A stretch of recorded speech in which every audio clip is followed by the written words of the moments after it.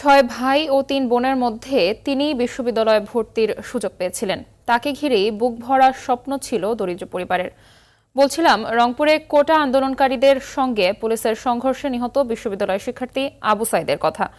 তার মৃত্যুতে শোকের ছায়া নেমে এসেছে রংপুরের পীরগঞ্জের মদনখালীর বাবনপুর গ্রামে। রংপুর থেকে জাহাঙ্গীর আলম বাদলের প্রতিবেদন, জানাচ্ছেন সাইয়েদ মাহমুদ। ফেল করে তাকিয়ে আছেন সাইদের মা, নির্বাক বাবা। আদরের ছোট ভাইকে হারিয়ে কান্না থামাতে পারছে না সুমি। স্বজন আর গ্রামবাসীর আহাজারিতে ভারী হয়ে উঠেছে বাবনপুর।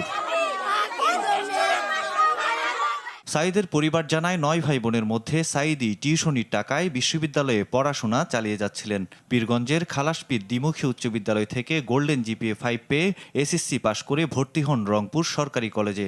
সেখান থেকেও জিপিএ 5 পেয়ে ভর্তি হন বেগম রোকেয়া বিশ্ববিদ্যালয়ে।